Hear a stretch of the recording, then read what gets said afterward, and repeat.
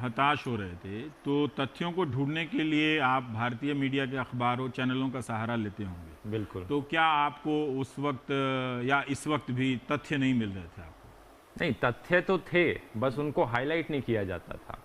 असल में एक तरफ फैक्ट्स तो अभी भी मौजूद हैं, बस बात यह है कि जो टीवी मीडिया है वो किस तरह से उनको हाईलाइट करता है, किस चीज़ों पे डिस्कशन करता है। अब एक खबर यहाँ पे आती है कि फाइनेंस बिल ने करप्शन को लीगलाइज कर दिया है, और दूसरी तरफ कोई ऐसी फालतू की खबर आ जाती है कि राहुल गांधी ने ये बयान दिया, तो मेन स्ट्रीम मीडिया हमारा उस राहुल गांधी के बयान पे ज़्यादा टाइम लगाएगा और वो करप्शन को लीगलाइज करने वाली बात को इग्नोर कर जिसमें देगा। चंदा देने वाले का नाम जाहिर हाँ, नहीं किया जाएगा और फिर बिल्कुल। उसको बताया जाता है कि ये पारदर्शिता का उदाहरण है। हाँ। नाम नहीं बताना भी पारदर्शिता है। पर ऐसे बाहर के देशों के भी आप चैनल को अलटते पलटते रहते होंगे, तो कुछ फ़र्क दिख रहा है या आपको लग रहा है कि जहां आप रहकर काम करते हैं वहां का भी मीडिया वैसा ही हो गया है और यहाँ का भी मीडिया नहीं, वैसा हो गया है? बहुत। नमस्कार दोस्तों, आप सबका फिर से एक नए डिबेट वीडियो में स्वागत है। दोस्तों, इस डिबेट वीडियो में आज आप लोग को दिखाने वाला हूं रवीश कुमार के साथ फेमस यूट्यूबर ध्रुव राठी आपस में डिबेट करते हैं। किस तरीके से ध्रुव राठी इस वीडियो में मीडिया की पोल खोल देते हैं, जितनी भी हमारी मीडिया है इंडिया की। ध्रुव राठी कहते हैं कि हमारे देश की मीडिया ऐसी मीडिया है जो खबर फालतू के रहते हैं वो खबर ज्यादा दिखाती है। एक ही खबर को 2 से 3 बार वो दिखाती है और एक ही खबर को 2 पहलू में दिखाती है। तो हमारे देश के लोगों को पहले दोनों पहलू को देखना चाहिए, इसके बाद समझना चाहिए कि कौन सी मीडिया कौन सी सच्ची बात बता रही है, ऐसा ध्रुव राठी कहते हैं। लेकिन रवीश कुमार जब उनसे सवाल कर लेते हैं कि जिस तरीके से आप इंडिया के मीडिया को देखते हैं, क्या बाहर के भी मीडिया इसी तरीके से काम करते हैं? तो ध्रुव राठी का कहना है कि भारत की मीडिया और जो बाहर की मीडिया है, दोनों में जमीन आसमान का अंतर है। ध्रुव राठी कहते हैं कि बाहर की जो मीडिया है उनको मैं अपने देश की मीडिया की जब कुछ तस्वीरें और कुछ वीडियोस दिखाया तो वहाँ के लोग बहुत ज्यादा हंसने लगे। उन्होंने कहा कि ये कोई कॉमेडी शो चल रहा है, कि ये किस तरीके से ये लोग बात कर रहे हैं, ऐसा लग रहा है कॉमेडी शो चल रहा है।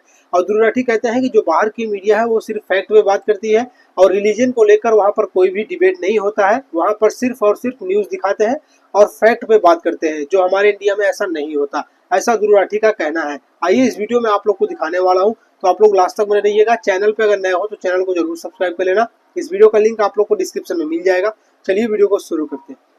हताश हो रहे थे, तो तथ्यों को ढूंढने के लिए आप भारतीय मीडिया के अखबारों, चैनलों का सहारा लेते होंगे। बिल्कुल। तो क्या आपको उस वक्त या इस वक्त भी तथ्य नहीं मिल रहे थे आपको? नहीं, तथ्य तो थे, बस उनको हाईलाइट नहीं किया जाता था। असल में एक तरफ फैक्ट्स तो अभी भी मौजूद हैं, बस बात यह है कि जो टीवी मीडिया है वो किस तरह से उनको हाईलाइट करता है, किस चीज़ों पे डिस्कशन करता है।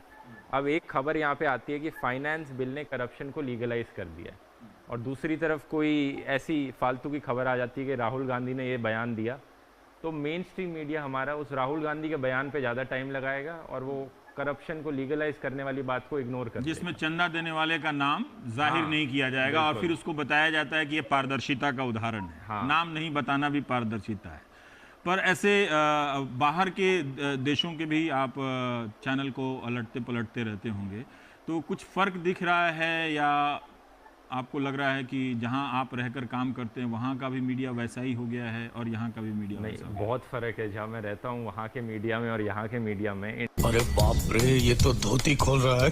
इंडिया की वर्ल्ड प्रेस फ्रीडम रैंक कितनी 138 पे है आउट ऑफ 180 कंट्रीज। जो भी डेवलप्ड कंट्रीज हैं सब टॉप 20-30 में आने वाली। आप उनका मीडिया चैनल खोल के देख लीजिए, हमारा देख लीजिए, बहुत फ़र्क दिखता है।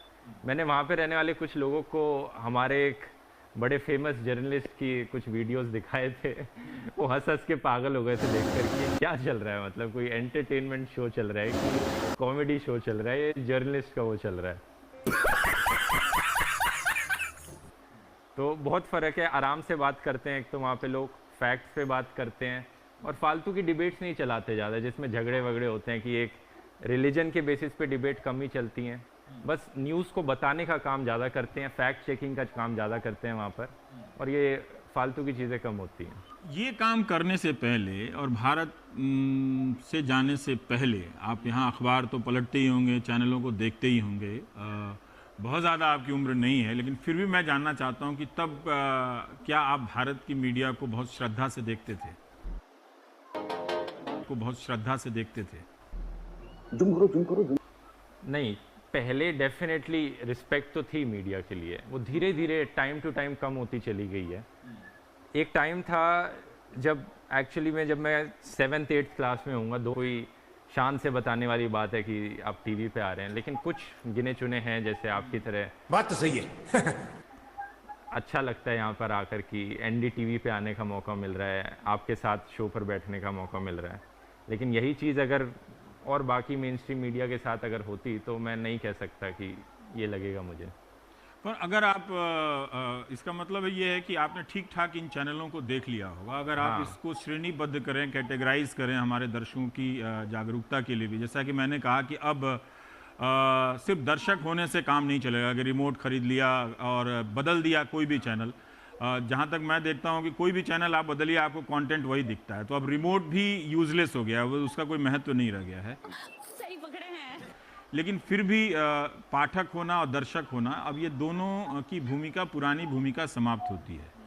हम लोगों की भी एक भूमिका बदल रही है कि बहुत सारे संदर्भों को लेकर बात करना पड़ता है, तब जाके एक तस्वीर सेकेंडरी और तीसरे प्रकार के सोर्सेज से। लेकिन फिर भी क्या ज़्यादा बुराइयां आपको भारत के टेलीविज़न में आपको नज़र आई कि ये नहीं होना चाहिए था? एक आपने दर्शकों की बात करी कि एक चीज़ तो है कि अब वक्त बदल गया है। एक समय होता था कि आपको न्यूज़ देखनी होती थी, आप टीवी खोलकर चैनल ऑन करते थे, जो न्यूज़ दिखा रही है वो आप देख लेते थे।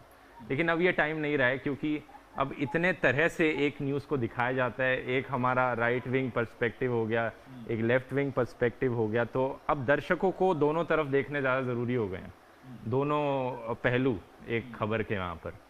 तो ये दर्शक की रिस्पॉन्सिबिलिटी बनती है कि वो खोल के दोनों साइड देखे कि इस तरफ से क्या बोला जा रहा है, उस तरफ से क्या बोला जा रहा है, इस तरफ के क्या फैक्ट्स प्रेजेंट किए जा रहे हैं, उस तरफ के क्या फैक्ट्स प्रेजेंट किए जा रहे हैं। ये पहले करने की ज़रूरत नहीं पड़ती थी, तो डेफिनेटली अब ये करना